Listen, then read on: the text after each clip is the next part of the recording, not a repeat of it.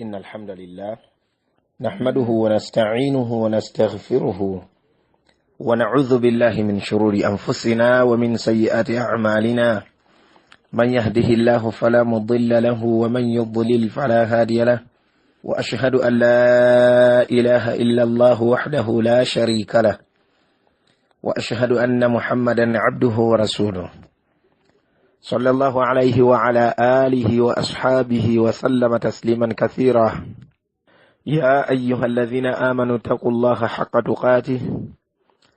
ولا تموتن إلا وأنتم مسلمون يا أيها الناس اتقوا ربكم الذي خلقكم من نفس واحدة وخلق منها زوجها وبث منهما رجالا كثيرا ونساء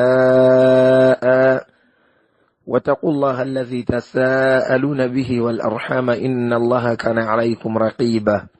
يا أيها الذين آمنوا اتقوا الله وقولوا قولا سديدا يصلح لكم أعمالكم ويغفر لكم ذنوبكم ومن يطع الله ورسوله فقد فاز فوزا عظيما أما بعد فإن أصدق الحديث كتاب الله وخير الهدي هدي محمد صلى الله عليه وسلم وشر الأمور محدثاتها وكل محدثة بدعة وكل بدعة ضلالة وكل ضلالة في النار أقول قد بيبتي السلام عليكم ورحمة الله وبركاته تكم يونتي نومسوم بوفي سلسلة دروس حول الجنة والنار emisomo ejigenderera ejetolera kujjana ya Allah tabaraka wa taala n'omuliro gwe owekitiibwa Allah azza wa jalla fanas'alullaha aljanna wa na'udhu bihi minan nar tewerabira nti tukyali ku muliro gwa Allah subhanahu wa ta'ala era nga mu kiseera kino biidhnillahi tabaraka wa ta'ala tugenda kukwatagana na lecture ya namba 37 lecture ya namba 37 naye nga tukyali kubika by'ebibonerezo mu muliro gwa Allah tabaraka wa ta'ala ebibonerezo ebyenjawulo ebiri mu muliro gw'owekitiibwa Allah subhanahu wa ta'ala obaliro njagala tulabe twongereko insha Allah ta'ala nga ekisooka tugenda kulaba quyudu ahli nnaari wa aghlaluhum wa salasiluhum wa matariquhum enkoligo oba ebikoligo okusibwa kw'abantu b'omu muliro enjegere ezigenda okubasiba ennyondo ezigenda okubakubwa ez'ebyuma eby'amaanyi ebya steel atagambika ebitali mu kusaaga n'akamu n'akeddagala Sheikh agamba ow'ekitiibwa rahimahullahu ta'ala nti a'adda Allahu li ahli an-nari Allah subhanahu wa ta'ala yateekera oba yategekera abantu b'omu muliro fi nnaari mu muliro ogwo salasila chains enjegere wa aghlalan n'ebikoligo wa quyudan n'okusibwa okukaligibwa wa matariqa ne zihamaz ennyondo nga Allah tabaraka wa ta'ala we yagamba nti inna a'tadna lil kafirina salasila wa aghlala wa sa'ira mu suratul insan aya yokuna timazima ddala nategekera abakaafu mu muliro gwange enjegere zigenda okubasiba enkoligo ezigenda obbakoliga naam wa sa'ira n'omuliro gwokya okufa obufi ebyo nabyo nanga bika bya adhabu bya bibonerezo bya Allah tabaraka wa ta'ala ebiri mu muliro ogw'ekitiibwa Allah subhanahu wa ta'ala gwetumusaba gwetumulajanira owekitiibwa Allah azza wa jalla abeerenga gututaasa mu aya endala yagamba omutonzi Allah tabaraka wa ta'ala nti inna ladaina ankalan wa jahima al-ankal al-quyud kwegamba Allah subhanahu wa ta'ala alina bibonerezo bye enkoligo ebikoligo ebigenda okukoliga ebigenda okusiba abaddu be abanayingira omuliro bali alladhina hum ahluha bannanyini gwo okiwulidde wa jahima n'omuliro gwokya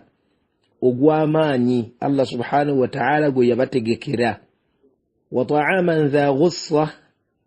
wa adhaban alima bagenda kubeera n'ebyokulya emmere yaabwe oba ebyokulya ebyebika ebyenjawulo nga byamaggwa okiwulidde nga bya adhabu bijjudde adhabu za Allah tabaraka wa ta'ala wa adhaban aliman n'ebibonerezo ebiruma suratul muzammil aya 12 ne 13 kakati Sheikh agamba nti wal aghlalu tudau fil a'naqi ebikoligo ebyo ebigenda okubasiba ebyo bi aghlal bigenda kubeera nga kugamba biteekebwa mu nsingo zaabwe nga Allah tabaraka wa ta'ala we yagamba nti waja'alna al-aghlala fi a'naqi alladhina kafaru ebikoligo agenda biteeka owekitiibwa Allah subhanahu wa ta'ala mu nsingo z'abakaafu hal yujzawna illa ma kanu ya'malun waliwo kye banaasasula olwaleero okuggyako ebyo bye baakolereranga suratu saba aya ya namba 33 n'agamba owekitiibwa Allah subhanahu wa ta'ala nti idhil aghlalu fi a'naqihim wathalathiru ebikoligo bigenda okubeera mu nsingo zaabwe n'enjegere ezitagambika ez'amaanyi ez'okyokkamala yushabun nga bawalulwa mu muliro ogwo jahannam nga bawalulwa basikambulwa suratu ghafir 71 kakati owekitiibwa Allah subhanahu wa ta'ala yateeka kwegamba ebibonerezo bye ebyenjawulo mu muliro omuli as-salasil omuli al-aghlal as-salasilu naw'un akhar min anwa'i al-'adhabi chika mu bika bya bibonereza ateera okiwulidde allati yuqayyadu biha al-mujrimun abajirimu abajemu abashiriku abakaafu abannanfuusi bye bagenda okukoligibwa oba okusibwa nabyo kama yuqayyadu al-mujrimuna fi dunya nga bwolaba abajirimu oba abajemu oba abaziba emisango ku duniya engeri gye basibwamu naye ng'ate kiri ekyo mu jahannama kyo kiri wala nnyo just wano kubeera ng'okusembereza wanzur ila hadhihi sura tunulira ekifaananyi kino allati akhbarana biha alkitabu alkarim ekitabo kya Allah tabaraka wa ta'ala kikitunyumizaako kikitubuulirako nga kifaananyi kibi nnyo wetegereze Allah tabaraka wa ta'ala agamba khudhuhu faghulluhu mumukwate mumukolige aishudduhu bil aghlal mumukolige wakiwulidde bulungi mumunyweze mumusibire ddala obundooya kyovundala banti qiila kigambibwa nti tujma'u yaduhu ila unqihi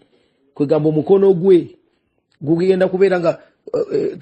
bawanikibwa emikono gyabwe mu nsingo ate basibwe wakiwulidde bulungi bakaligibwe okukaliga bakaligibwe banywezebwe bulungi nnyo nga tewaliiwo kugamba nti ate kufubutuka simanyi ate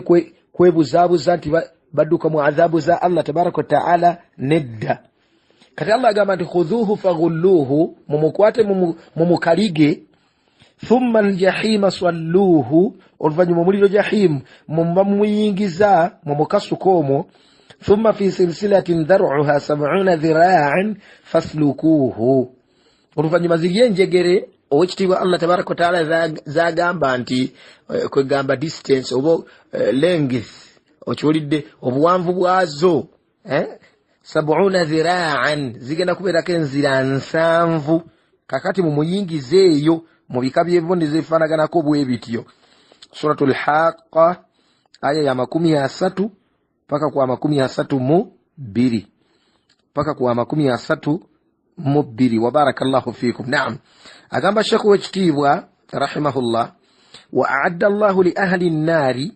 Allah tabarak wa ta'ala rabwatu yategekera abantu bo muliro maqami'a min hadidin wa hiya al-matariq wakiwulidde al-maqami' yani al-matariq enyondo ezenjawulo nga za byuma ebinywevu obulungi ennyo al-matariq allati tanwi 'ala al-mujrimina wahum yuhawiluna alkhuruja minan nari, bagenda kubeera nga abalinganga abagala okuva mu muliro naye ng'ennyondo zino zibakuba ate nga zibazzaayo mu muliro gwa Allah tabaraka wa ta'ala mu bibonerezo by'owekitiibwa Allah subhanahu wa ta'ala. Agamba nti fa idha biha tatuhu bihim marra ukhra ila sawa'i ljahim, nga zibakuba zibazzaayo eri wansi w'omuliro nga Allah bwe yagamba azza wa jalla nti walahum maqami'un min hadidin, bagenda kubeera n'ennyondo oba bagenda kufuna ennyondo nga za byuma nga nayo adhabu. Kati Allah n'agamba nti kullama aradu an yakhruju minha min ghammin u'idu fiha, buli we banaayagalanga okuva mu bibonerezo ebyo, okuva mu muliro gwa Allah tabaraka wa ta'ala, okuva mu gham munankani kwegamba mu bizibu, okiwulidde bulungi, mu mitawaana mu mitawaana egitagambika nga baagala okugivaamu. Allah agamba nti u'idu fiha, nga tebazzibwayo, okiwulidde bakubwa ennyondo ezo nga zibazzaayo wansi eri muliro. Allah n'agamba nti wadhuqu adhaba alhariq, mufunire ddala ebibonezo bya Allah tabaraka wa ta'ala ebyokya okamala, ebyobukambwe obutagambika. Suratul Hajj 21 na 22. Kakati ensonga endala gyenjagala era twetegereze wano mu bika by'ebibonerezo era qarnu ma'budatihim wa shayatinihim bihim fi nnari. Allah subhanahu wa ta'ala bano abajirimu, abashiriku, abakaafu, abannafusi nga bava ku duniya nga yembeera gye baliko ku akhira, bino bye basinzanga ebitali Allah subhanahu wa ta'ala, ne shayatini zibasinzanga nga baliseewo ekitiibwa Allah tabaraka wa ta'ala, ebyo byonna bigenda kuteekebwa nabo, bagenda kubeera wamu nabyo mu muliro gwa Allah subhanahu wa ta'ala. Agamba Sheikh w'ekitiibwa rahimahullahu ta'ala nti kana al-kuffaru wal-mushrikuuna, abakafiri n'abashiriku eno ku duniya baalinga yu'azzimuna al-aliha allati ya'budunaha min dunillah, nga basukkulumya, nga bawa ekitiibwa ekitagambika, kwegamba nga bagezza, nga batwala nti kitalo nnyo al-aliha, ebyo byebasinzanga ebitaalinga Allah subhanahu wa ta'ala, byebasinzanga nga babigatta ku ekitiibwa Allah azza wa jalla. Wayudafi'una anha, era bwe batyo baalinga babirwanirira. Wayabdhuluna fi sabili dhalika an-nafsa wal mal, nga bagezaako n'okuteekamu emyoyo gyabwe n'emmaali zaabwe, bo bennyini nga beenyigiramu ne bateekamu amaanyi, ate mu ngeri y'emu n'emmaali ne baziteekamu. Okiwulidde, emyoyo gyabwe at least gigende naye nga kwegamba basinzizza ebitali Allah subhanahu wa ta'ala, emmaali egende naye nga basinzizza ebitali Allah subhanahu wa ta'ala. Amakulu nga bakozesa emyoyo gyabwe n'emmaali zaabwe okubeera nti bayimirizaawo n'okulwanirira ebisinzibwa ebitali Allah azza wa jalla. Wa fi yawmi al-qiyama, ate nno ku yawmi al-qiyama oba ku kiyama nga kituuse, yudkhilu al-haqqu tilka al-aliha allati kanu ya'budunaha min dunillah an-nara. Wekitiibwa Allah subhanahu wa ta'ala agenda kuyingiza ebyo byonna abaddu bye basinzanga ebitaliyo wekitiibwa Allah tabaraka wa ta'ala, agenda kubiyingiza omuliro, agenda biteeka mu muliro. Lwaki? Ihanatan li'abidiha wa idhlalan lahum, mu ngeri ya kukakkanya bano abaabisinzanga n'okubatyoboola n'okubafeebya. Okiwulidde, liya'lamu, basobole okukitegeera, annahum kanu dallin, tibalinga ku duniya nga babuze mu kusinza ebitali Allah subhanahu wa ta'ala. Ya'buduna ma la yamliku lahum darran wala naf'a, balinga ku duniya nga basinza ebitasobola kubeera nti bibatuusaako akabenje, wadde okubeera nti kugamba bibatuusaako omugaso. Okiwulidde bulungi, bibatuusaako omugaso. Naam. Kakati Allah agamba subhanahu wa ta'ala nti innakum wa ma ta'buduna min dunillah hasabu jahannam, mazima ddala mmwe n'ebyo byonna bye musinza ebitali Allah subhanahu wa ta'ala mulinkuza mu muliro. muli bakuyingira muliro gwa Allah tabaraka taala antum laha waridun muli baguyingira mwagala temwagala law kana haula'i aliha Allah gamba subhanahu wa ta'ala nti singa byebasinzanga ebitali Allah subhanahu wa ta'ala singa byali bikatonda singa byali bisinzibwa nga bisaana okusinzibwa ma waraduha tebyandi bayingizisizza muliro jahannam nga bigenda kugamba bibakulembedde bwe bagoberera ekiwejjo nga basibidde muliro jahannama wakadhalika wa kullun fiha khalidun bonna okiwulidde bana abasinzanga ne bino bye basinzanga bagenda kubira muliro jahannama ebbanga lyonna obugenderevu n'obugenderevu ebyasa n'ebyasa wa barakallahu fikum suratul anbiya 98 يقول ابن رجب الحنبلي رحمه الله تعالى ونمني وابو السلام أقام أتيا لما عبد الكفار الآلهة من دون الله أبكافو كستبا سينزبتالي الله سبحانه وتعالى كستبا يفنلو بكتوندا إبلا لبي بسينزبتالي الله عز وجل واعتقدوا نبكا كسيزدلا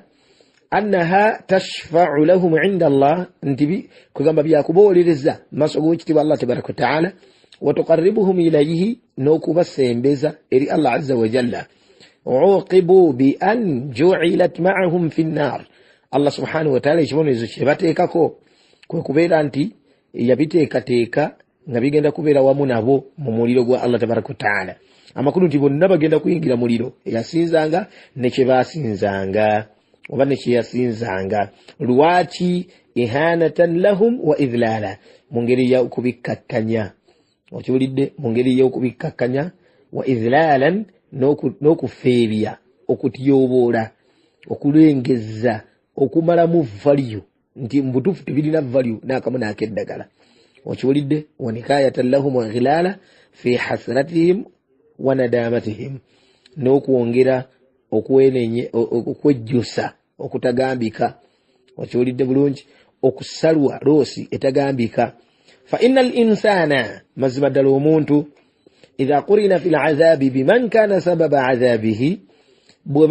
kugamba bw'abeera ng'ateereddwa wamu okiwulidde oba bw'abeera ng'akwatiddwa n'ekyo okiwulidde ekyali ensonga naakali mu kubeera nti azabu eyo ebatuukako kana ashadde fi alamihi wa hasratihi fi alamihi wa hasratihi ate ekyo kibeera kigenze wala mu bulumi bwawulira n'okufaafaaganirwa kwabeera afaafaaganiddwa okiwulidde ekyo kibeera kigenze wala muddu okusinza ebitali Allah subhanahu wa ta'ala omuddu agenda kwenenya agenda kwejjusa maaso ga Allah tabaraka wa ta'ala nga wallahi okwejjusa tekukyamugasa wa anna lahu dhikra n'okujjukira kwennyini kwajjukira engeri gye yalingamu nga byonna tebikyamugasa maaso g'owekitiibwa Allah subhanahu wa ta'ala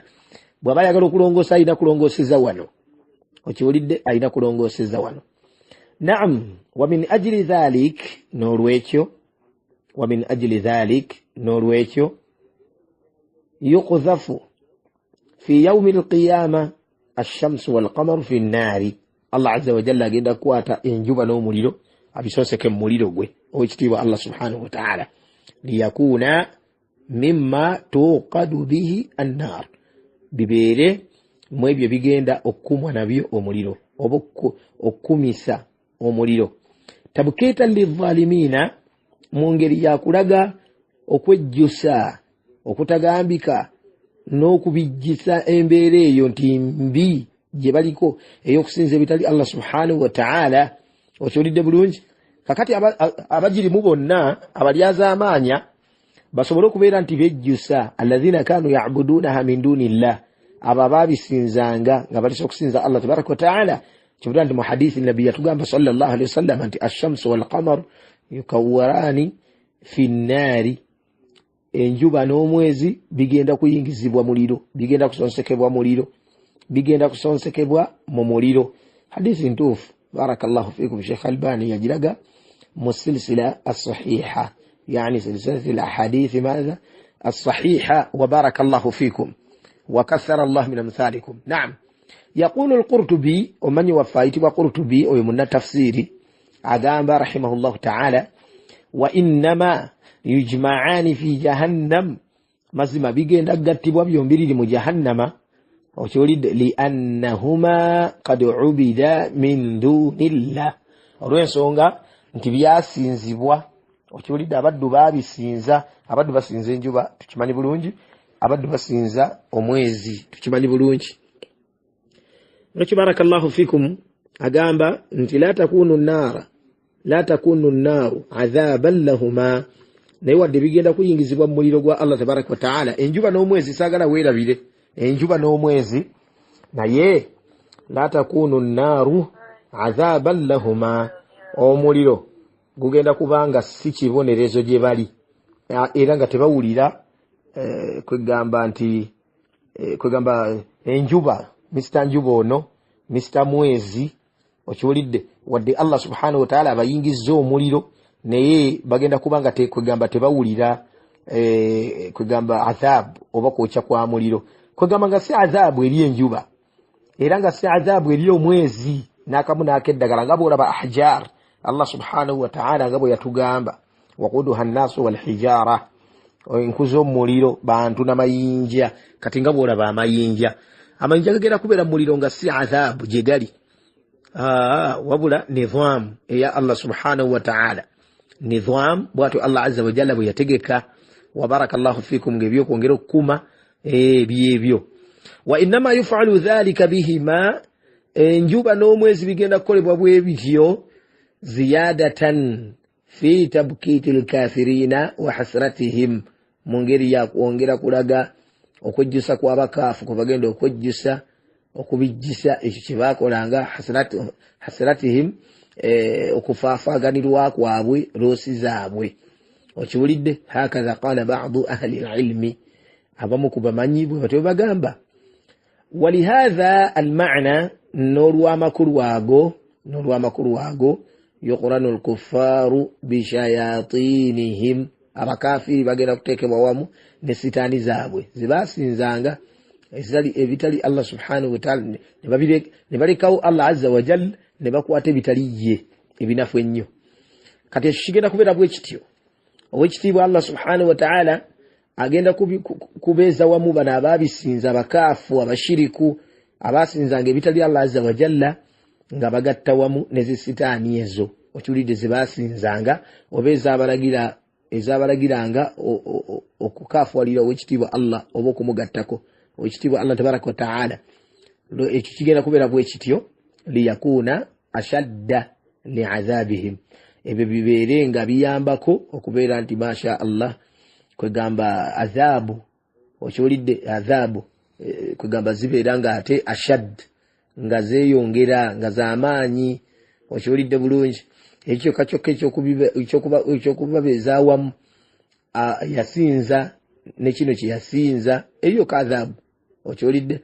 Allah yagamba tabaraka wa ta'ala nti waman ya'ishu an dhikri llah nuqayyid lahu shaytanan fahuwa lahu qarin oyo yenna ava kukujjukira Allah ava ku mateeka ga Allah oyo yenna yeemenya okiwulidde bulungi n'abeera nga asazeewo avudde ku kujjukira Allah avudde ku mateeka ga Allah subhanahu wa ta'ala avudde ku Allah byamugamba n'asalawo okubeera nti agoberera sitaani okiwulidde nuqayyid lahu shaytanan Allah azza wa jalla agenda muteera n'okumusindikira zisitaani okiwulidde bulungi agenda muteera zisitaani ezo zimugabane fahuwa lahu qarin nga bebe emikwano amakulu nga bya sitaani ezo zawangaala nazo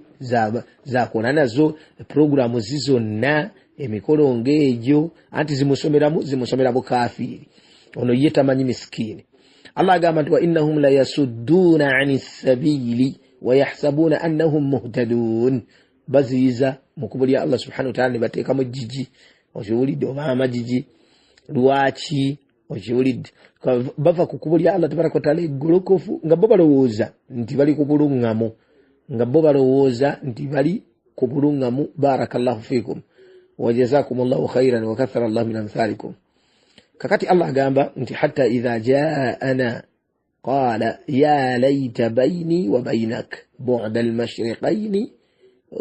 fa bi'sa al-qarin agenda kujjusa okiwulidde ya laita kale bannange singa nakola bwendi singa kibadde bwe kiti singa takyagasa nga Allah bwagamba nti walan yanfa'akum al-yawma idh zalamtum annakum fil adhabi mushtarikun. Tewali kibaziyiza Allah azza wa jalla kugamba olunaku lw'enkomerero tewali kigenda kugamba kubaziyiza muliro gwa Allah, azabu za Allah. Okiwulidde bulungi, idh zalamtum annakum fil adhabi mushtarikun, nga mwalowooza oba mu ngeri y'okulyaza amaanya ne muva ku mateeka ga Allah subhanahu wa ta'ala. Kakati mu byolezo bya Allah subhanahu wa ta'ala bino byebasinzanga ne bana ababisinzanga mushtarikun, bagenda kubeera nga begasse wamu mu kubeera nti bafuna ebibonerezo bya Allah tabaraka wa ta'ala. Allah agenda kubateeka wamu, okiwulidde bulungi, bafune bulungi adhabu zaabwe nga tewali kwekwasa. Allahu akbar, na'udhu billah. Bali nga ku duniya nga obuli azamanya, bali azamanya amateeka ga Allah bo benyini beere azamanya, ne bagatta ku Allah subhanahu wa ta'ala, ne babeera mu fujjo eritagambika. Allah subhanahu wa ta'ala yatatutumangako kubaamu, naye ku yawmal qiyama nga Allah amazobba kwatako abatadde mu mabuusu ge, jukira nti yasinza ne gwe basinza bonna mu muliro. Okiwulidde bulungi, naye nga adhabu bagenda kuzigabana mu muliro eyo, buli omu ng'azifuna. Okiwulidde, buli omu ng'azifuna adhabu mu muliro gwa Allah subhanahu wa ta'ala. Wa barakallahu fikum wa jazakumullahu khairan wa kathara Allahu min amthalikum. Katukuma olwaliro insha Allah ta'ala. Saba Allah subhanahu wa ta'ala atule baraka mu ebyo tusomye biidhnihi tabaraka wa ta'ala, ate atuwe emitima ejitya egyebulirira ejirongoosa. Tusaba Allah subhanahu wa ta'ala ataso omuliro gwe ya rabbi atuyingize jjanaye owekitiibwa Allah subhanahu wa ta'ala. Tuzayo lekisya ntonotono biidhnillahi tabaraka wa ta'ala, tubeere nga tufundikira ekiyitibwa omuliro gwa Allah subhanahu wa ta'ala. Wezitaba bbiri eyinza okubeemu, okiwulidde, bwezitaba bbiri eyinza okubeemu, oluvannyuma tubeere nga kwegamba bbiri oba ssatu insha Allah ta'ala, bbiri ssatu bwe zityo insha Allah ta'ala, eyinza okuba bbiri oba ssatu, katulabe insha Allah ta'ala. Then tubeere nga tufundikira ekitiibwa omuliro gwa Allah subhanahu wa ta'ala, ate tukwatagane n'ejjanaye owekitiibwa Allah azza wa jalla. Tukoma olwalira mu Luganda. Subhanaka Allahumma bihamdika ashhadu an la ilaha illa anta astaghfiruka wa atubu ilayka. Wassalamu alaykum wa rahmatullahi wa barakatuhu.